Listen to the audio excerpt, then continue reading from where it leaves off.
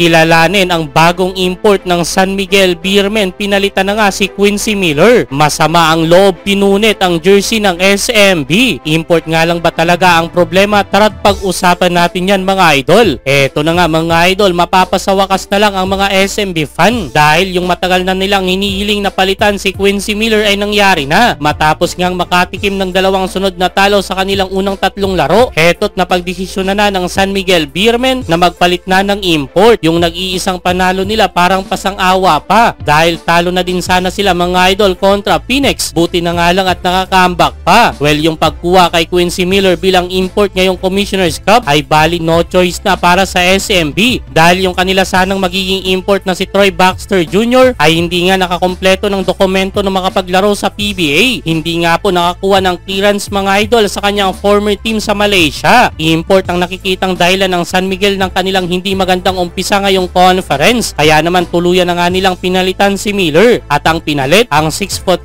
na si Torren Jones. Nawawmali pa ang ilan dahil akala si Terrence Jones na. Actually mga idol, ayon sa report, Lunes pa daw nandito na si Torren Jones. Naglaro na ang import na ito sa Australia, Dominican Republic, United Kingdom, Saudi Arabia, Libya, Chinese Taipei at most recently ay sa Mexico. Mamaw sa ilalim ang import na ito mga idol. Kayang dumumina inside the paint gamit ang kanyang athleticism. Sobrang taas tumalon mga idol, parang may galit sa ring. Halos puro dakdak ang mga highlights sa YouTube. Masipag sa rebound. Kumpara kay Miller, mas brusko etong si Torren Jones. Yun nga lang wala itong masyadong tira sa labas mga idol. May mga iilang mid-range pero madalas loob talaga tinatrabaho. Opinion ko mga idol, hindi lang sa import may problema ang San Miguel Beermen dahil nung kinuha ng Converge Fiber etong si Quincy Miller noong 2022 Commissioner's Cup, grabe ang inilaro nito mga idol. Averaging 38 points per game, 15.3 rebounds at 4 assists per game. Number 1 sa lahat ng import ng conference na yon mga idol. Pumangalawa lang sa kanya ang halimaw na import noon ng Bay Area Dragons na si Myles Powell. Mahusay din ito noon sa depensa mga idol kung saan siya din ang may pinakamadaming sapal with 3.4